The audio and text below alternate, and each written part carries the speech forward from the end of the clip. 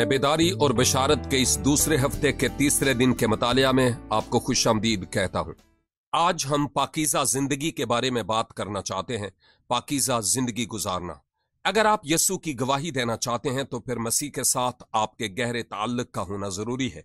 जब आप मसीह के इरफान में तरक्की पाते हैं तो फिर इसका मतलब यह हुआ कि वो आपको ऐसी तमाम बातों से जो नापाक हैं मसलसल पाक करता रहेगा। इसका मतलब यह नहीं कि आप कामिल होंगे, बल्कि वो आपको पाक करता रहेगा, वो आपको तब्दील करता रहेगा। हम बात करते थे कि पाकीज़गी का मतलब है कि और ज्यादा यस्सु की मानिंद होना। गैर मसीही क्या देखना चाहते हैं? वो किसी ऐसे शख्स को देखना चाहते हैं जो मोतबर और सच्चा हो। कल मैं आपको अपनी मां के बारे में बता रहा था कि उनके लिए मैंने 25 साल दुआ की। जब मैंने मसीह के बारे में अपनी वालदा को बताया तो उन्होंने ये कहा कि मैं कभी किसी हकीकी और सच्चे मसीही से नहीं मिली। मैंने अपनी मां को जवाब दिया कि आप इस तरह का बयान फिर कभी ना देंगी। अगरचे मैं कामिल नहीं था, लेकिन खौफे खुदा था, और गुजरे कई सालों से मेरी मां मुझ में सच्चाई देख रही थी। उन्होंने मुझ में हकीकत देखी और मसीह के इरफान और फजल में मुझे बढ़ते देखा। उन्होंने मुझे और ज्यादा यस्सु की मानिंद बनते देखा। अगरचे मुझे अभी काफी सफर तय करना था, ताहम उन्होंने मुझ में एक हकीकत देखी। लोग किसी हकीकत को देखना चाहते हैं। खुदा किसी ऐसी जिंदगी के वसीला से ही काम लेना चाहता है जो एक नंबर हो। मैं जिस पहले हकीकी मसीही से मिला वो लियो हम्फ्री था, और मैंने आपको बताया कि खुदा उसको कैसे इस्तेमाल करता था और उसका मेरी जिंदगी पर क्या असर हुआ, और यह भी कि खुदावंद के लिए उसके दिल में किस तरह आग शोलाजन थी। वो लोगों को इतना प्यार करता था कि शायद कोई भी नहीं करता था। मैं 70 की दहाई में एक दिन उसके साथ अलोबामा में था, और मैं नौजवानों की एक बहुत बड़ी बिशारती इबादत में कलाम सुना रहा था। इबादत के बाद मैं और लियो इकट्ठे थे, और मैंने उससे कहा, मैं नौजवान खादिम हूं और नौजवानों में काम करता हूं, लेकिन जितना बोझ आपका है मेरा नहीं, और जो हकीकत मुझे आप में नजर आती है मुझ में नहीं। हम समुंदर के किनारे दुआ के लिए चले गए।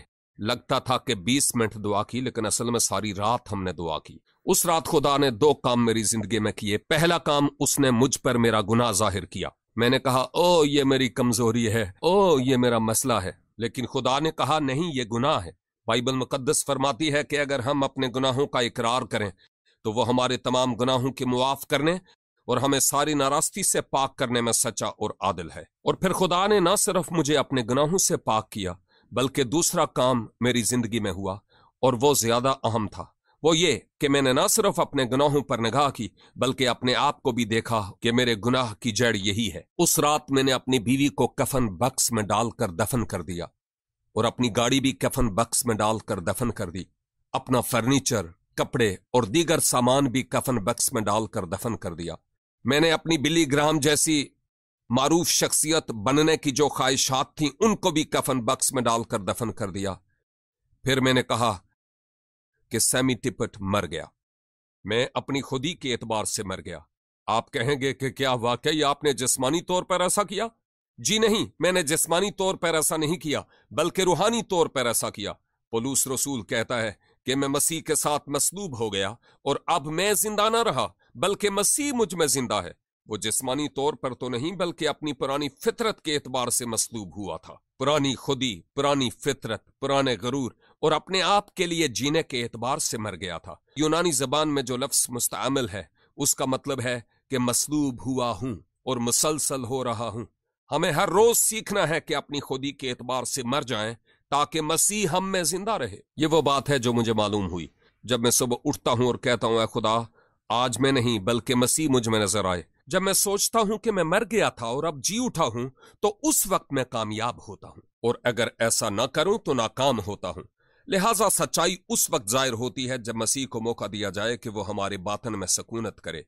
आपकी बात नहीं कि आप क्या कर सकते हैं, बल्कि अपनी खुदी के एतबार से मरने के जरिया और मसीह को मौका देने के जरिया कि वो आपके दिल को मामूर फरमाए। ये वो बात है जो लोग देखना चाहते हैं, ऐसी मसीही जिंदगी, और जिसके वसीला से मसीह की जिंदगी नजर आती है।